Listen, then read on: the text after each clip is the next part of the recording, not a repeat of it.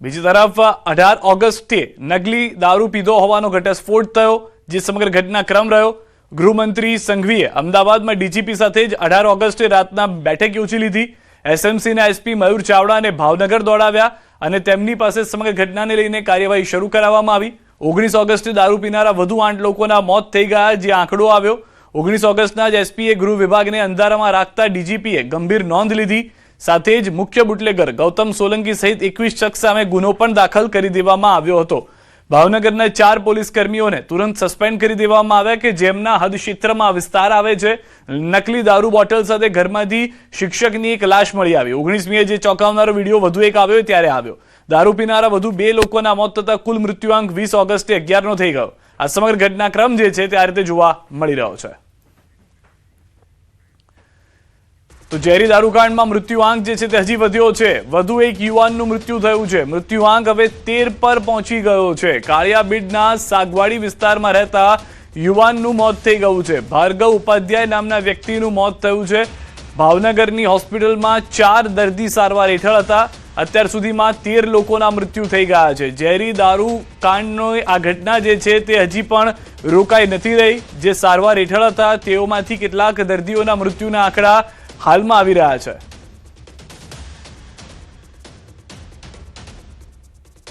પાંચ દિવસ પહેલા ભાવનગર નજીક આવેલ ખરકડી ગામમાં એક યુવાને પોલીસની નોકરી મળતા તેમના મિત્રો સાથે દારૂની પાર્ટી યોજી અને ત્યારબાદ એ તમામ લોકોએ જે દારૂનું સેવન કર્યું, તબિયત લથડતા તે લોકોને સરકારી હોસ્પિટલમાં દાખલ કરવામાં આવ્યા અને ધીરે ધીરે તેમાંથી અનેક લોકોના મૃત્યુ થયા। આ સિલસિલો યથાવત રહ્યો। આજે 5મા દિવસે 13મું મોત સામે આવ્યું છે અને આ સમગ્ર 5 દિવસમાં 61 લોકો છે તે સંક્રમિત થયા। સમગ્ર બાબતને લઈ પોલીસ છે તે પણ હરકતમાં આવી અને પોલીસે અલગ અલગ જગ્યાએ દરોડા પાડી અને લોકો છે તેને ઝડપી લીધા। આ ઘટનાને ધ્યાને લઈ સરકાર પણ તરત હરકતમાં આવી અને સરકારે એસએમસીને આદેશ કર્યા ઇન્ટરફિયર થવાને। એસએમસી છે તેના વડા મયુરસિંહ ચાવડા છે તે પણ ભાવનગર આવી પહોંચ્યા બીજે દિવસે અને ત્યારબાદ સમગ્ર ઘટનાની સમીક્ષા કરી પોલીસને અલગ ટીમો બનાવી અને 13 આરોપી છે તેને ઝડપી પાડ્યા છે। પોલીસ દ્વારા અલગ અલગ જગ્યાએથી આ જે રોયલ સ્ટેટ નકલી દારૂ છે તેની પણ બોટલો ઝડપવામાં આવી છે। હાલ આ સમગ્ર ઘટનામાં 13 લોકોના મોત થયા છે। 61 લોકો છે જે સંક્રમિત થયા હતા, જેમાંથી 3 લોકો છે તે અત્યારે સારવાર હેઠળ છે। 2 સરકારી હોસ્પિટલમાં છે, 1 ખાનગી હોસ્પિટલમાં છે। ત્યારે એવા પણ દ્રશ્યો સામે આવ્યા છે કે કોઈકે તેમનો દીકરો ખોયો છે, કોઈકે તેમનો ભાઈ ખોયો છે, કોઈકને તેમનો પતિ ખોયો છે અને કોઈકે જે માસૂમ છે બાળક એનો બાપ ખોયો છે। આવા આક્રાંતોના દ્રશ્યો છે તે પણ સામે આવ્યા છે। ત્યારે હવે ચોક્કસ કહી શકાય કે આ નાના એવા ગામમાંથી જંગલની આગ લાગેલી દારૂની હવે ધીરે ધીરે થંભી જશે। નીતિન ગોહિલ, ન્યૂઝ 18 ગુજરાતી, ભાવનગર। તો ભાવનગર ઝેરી દારૂકાંડના મામલે નકલી દારૂની બોટલ સાથે એક વ્યક્તિ ઝડપાયો છે। વર્તેજ પોલીસે કમલેજ ગામેથી પકડ્યો છે। 5 બોટલ સાથે એક વ્યક્તિને પકડી લેવામાં આવ્યો છે। જય કિશન ઉર્ફે જેકે કાનાભાઈ ડાંગર નામનો ઈસમ દારૂ સાથે ઝડપાયો છે। વર્તેજ પોલીસ આરોપીને લઈ રિમાન્ડ મેળવવા કોર્ટમાં પહોંચી હતી। રિમાન્ડ મેળવી વર્તેજ પોલીસ વધુ પૂછપરછ હાથ ધરશે।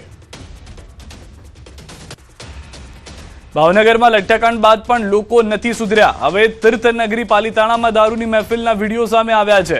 ગારિયાધાર રોડ પર ડ્રેનેજ વિભાગના પરિસરમાં દારૂ પાર્ટી થઈ હોવાના વિડીયો સામે આવ્યા છે। સ્થળ પરથી દારૂની ખાલી બોટલો પણ મળી આવી છે। મીડિયા પહોંચતા અજાણ્યા શખ્સો પાર્ટી અધૂરી છોડી અને ફરાર થઈ ગયા હતા। રજાના દિવસે સરકારી પરિસરમાં દારૂની મહેફિલ કોણે યોજી તે અંગે સવાલો ઉઠ્યા છે। ન્યૂઝ 18 ગુજરાતી આ સમગ્ર ઘટનાને લઈને કેટલાક સવાલ ઉઠાવી રહ્યું છે। સરકારી પરિસરમાં દારૂ પાર્ટી કોણે યોજી હતી? સરકારી પરિસર છે કે જ્યાં આગળ સતત સિક્યુરિટી હોવી જોઈતી હતી। રજાના દિવસે વિભાગના પરિસરમાં કોણ હાજર હતું? કારણ કે જે રીતે ગ્રામજનો અને સ્થાનિકોનું કહેવું છે અહીંયા પાર્ટી થતી હતી તેના પુરાવા પણ છે। દારૂની ખાલી બોટલો પરિસરમાં કેવી રીતે પહોંચી? કારણ કે આ સરકારી પરિસર છે, અહીંયા આગળ તો સામાન્ય રીતે સુરક્ષા પૂરેપૂરી રાખવામાં આવતી હોય છે। સરકારી પરિસરમાં દારૂ પાર્ટી કર્યા બાદ ત્યાંથી ફરાર થઈ જાય છે અને કોઈને ખ્યાલ સુદ્ધા નથી આવતો। સરકારી કચેરી છે કે દારૂનો અડ્ડો, તેવા સવાલ ઊભા થઈ રહ્યા છે। અને રજાના દિવસે જ્યારે સામાન્ય લોકો આસપાસમાં ઘરે હોય એ દરમિયાન આ રીતે ખુલ્લેઆમ પાર્ટી થઈ રહી છે, પરંતુ કોઈ પણ વ્યક્તિની ઓળખ થઈ નથી, એ પણ એક મોટો સવાલ ઊભો કરી રહ્યા છે। બુટલેગરોની હવે ખેર નથી, પોલીસની હવે ત્રીજી આંખ ખુલી ગઈ છે. પોલીસની બાજ નજરથી બુટલેગર નહીં બચી શકે. દારૂના અડ્ડા પર પોલીસની આકાશી નજરના દ્રશ્યો આપ જે છે તે જોઈ રહ્યા છો. અમદાવાદ, અરવલ્લી, મહીસાગર, ડાંગ અને અંબાજી તમામ જગ્યાએ પૂરેપૂરું તપાસને સઘન કરી દેવામાં આવી છે. સૌથી વધારે મહત્વની વાત એ છે કે જે વિસ્તારની અંદર પરિસ્થિતિ કાબૂમાં લાવવાના પ્રયાસ થઈ રહ્યા હતા એ તમામ જગ્યાએ હાલમાં પોલીસે વધુ પોતાની ટીમ મજબૂત કરી દીધી છે.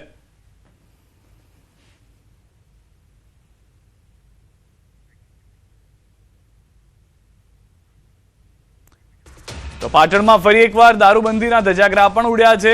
મનવરપુરામાં ધમધમતી દારૂની ભઠ્ઠી ઝડપાઈ છે. એલસીબી પોલીસે ડ્રોનની મદદથી દારૂની ભઠ્ઠી ઝડપી છે.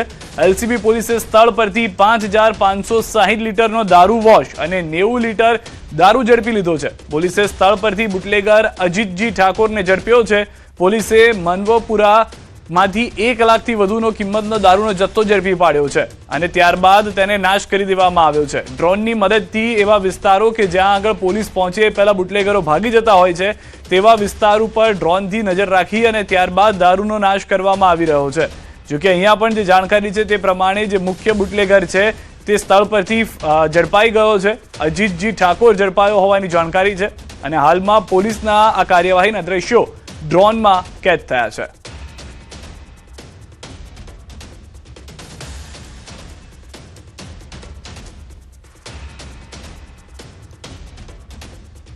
અને સમાચાર પર નજર કરીએ. મહેસાણામાં ફાયર ટીમે 2 યુવકોનો જીવ બચાવ્યો છે. નુગર બાયપાસ પાસે બોઇલર ટેન્કમાં 2 યુવકો ગુંગળાઈ જતા બેભાન થઈ ગયા હતા. હોટલ પાછળની ઘટનાથી અફરાતફરી મચી ગઈ હતી. જાણ થતાં મહેસાણા મનપાની ફાયર ટીમ ઘટના સ્થળે પહોંચી હતી. સુમિત દેતાગી અને આકાશ દેતાગીને ફાયર ટીમે સલામત બહાર કાઢ્યા છે. બંને યુવકોને 108 મારફતે સિવિલ હોસ્પિટલ ખસેડાયા છે. ફાયર ટીમની સમયસરની કામગીરીથી મોટી દુર્ઘટના ટળી છે.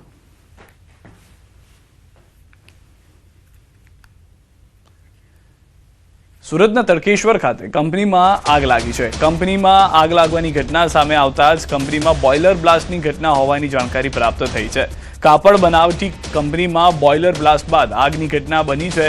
કંપનીમાં 108 ફાયર ફાઇટર પોલીસ ઘટના સ્થળ પર પહોંચ્યા હોવાના સમાચાર છે. કયા કારણોસર બોઇલર બ્લાસ્ટ થયું તે અંગે હજી રહસ્ય છે.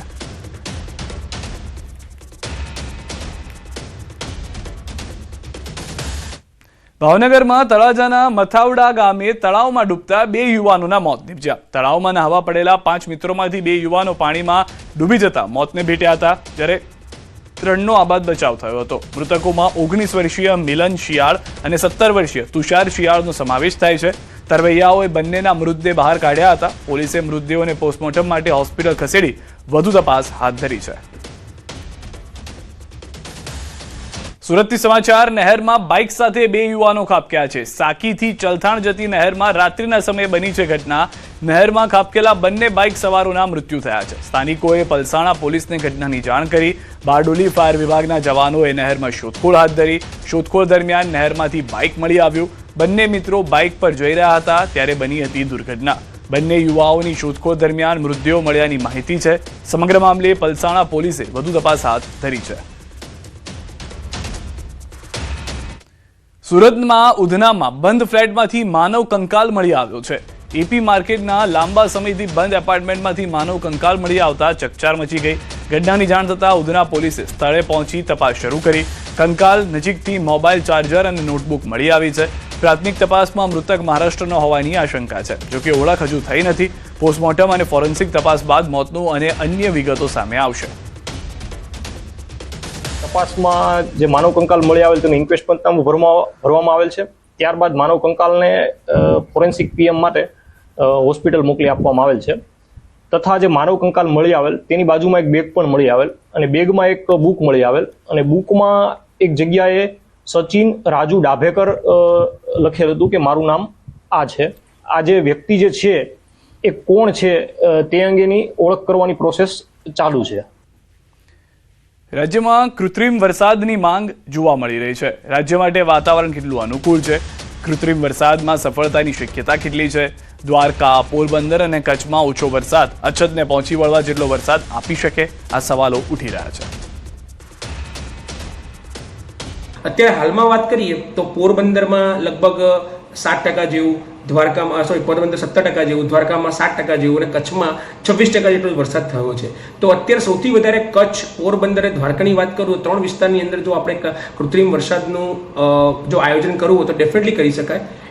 મતલબ એના માટે એક જ વસ્તુ સૌથી પ્રથમ આપણે જોવી પડે કે એની ઉપર કોઈ ક્લાઉડ ફોર્મેશન છે કે નહીં, હાલમાં વરસાદી વાદળો છે કે નહીં. જો વરસાદી વાદળ હોય તો જ આપણે એની અંદર આપણે ક્લાઉડ સીડિંગ કરીને એને આપણે આગળ વરસાદમાં રૂપાંતરણ કરી શકીએ છીએ. ગાંધીનગરમાં ગુજકો માસોલની 65મી વાર્ષિક સાધારણ સભા યોજાઈ. ચાલુ નાણાકીય વર્ષ 2025-26